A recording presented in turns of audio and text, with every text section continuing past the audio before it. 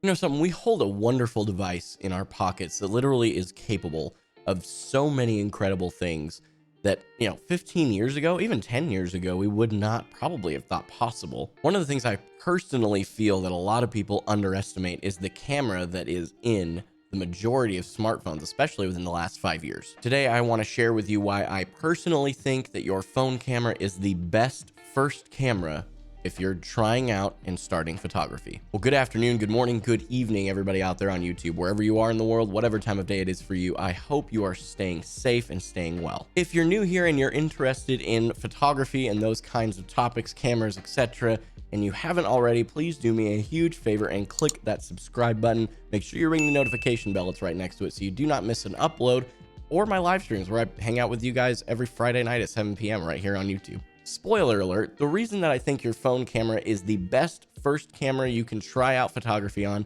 is because realistically 90% of us have one of these already. And realistically as well, we'll get to this in a second, the quality of the pictures that come from our phones are actually pretty phenomenal. But rather than spending hundreds, if not thousands of dollars getting a camera set up with a bunch of lenses and those kinds of things just to try out photography, your first camera ought to be one that you already have if you can help it, and you probably can help it. But just to prove to you that I think the quality difference, while I recognize that there is a difference in quality between a phone camera and, for instance, my Sony a6100 that I have, I want you guys to see that there is a very small difference realistically when you're just starting out. I will say before I go into this real quick, I'm going to show you guys 5 different compositions. I'm going to put side by sides of each of the photos. One of them will have been shot on my phone, the other will have been shot on my Sony a6100, and of course you're going to be able to tell a difference to a point, but I want you to objectively look at these photos and try to tell me which one of them you think was shot with a phone and which one you think was shot, if I could speak,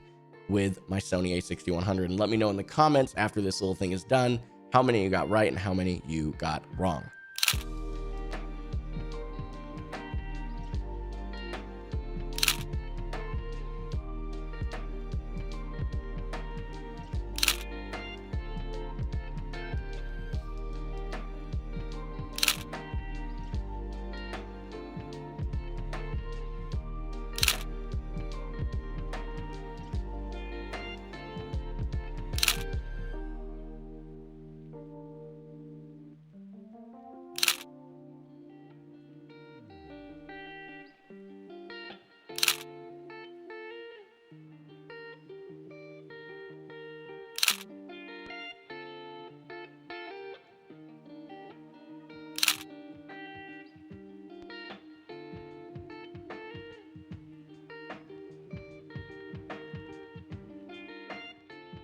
All right, like I said, let me know how many you got right in the comments, and be honest. All right, Santa's out there making his list of who's naughty and nice, and if you're gonna lie to me, Santa knows. More importantly, so does God. That's kind of an issue, so keep that in mind. But you probably noticed, like I did, that there's definitely a difference, but there's not a huge difference, especially if you take your time. One of the things that I will throw out there is that this was my first time really shooting photos with my phone, intentionally trying to make professional-ish looking photos and compare them to a professional camera.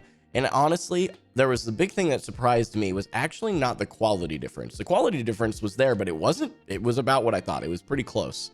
The thing that surprised me the most is that my phone actually will shoot in RAW in the native camera app. The problem with the RAW though, is that I don't know how to explain this without just showing it to you. So I'm going to try and show one to you real quick on screen here. This is an unedited RAW photo from my phone. You guys can see that it's super bizarre in comparison to the JPEG that is actually colored properly. Now, I recognize that RAW images the whole point is for you to have the flexibility to play with them, but it's super bizarre to me that there's this weird, almost Instagram filter looking deal that happens in the RAW photos. If you guys know what that is, if you're a photographer here who's been doing this a while and knows, number one, what it is, and number two, how to fix it, drop a comment below, please, and let me know, because it's driving me nuts. But as you can see in conclusion, honestly, our phone cameras are probably one of the most slept on cameras that exists currently. It's not only good at photo, it's also good at video, and it's in your pocket. It's super portable. You can take it everywhere you go, and it also does a bajillion other things for about the same price as a professional camera like the one I'm shooting with right now. Because of this recent realization on my part, I'm actually intending to show you some tips and tricks in the next video on how to get the best photos you can out of your phone. I will be doing a lot of research between now and the next video, because I've got to figure it out myself. Like I said, I'm an amateur. I'm learning like you guys are. But if you have any suggestions for videos I should watch or blogs I should read or any information you guys have on shooting phone photography, please drop those in the comments below. It would help me tremendously. Guys, until next week's video where I will share those tips and tricks with you, this is Bearden for Hope, and I'm signing off.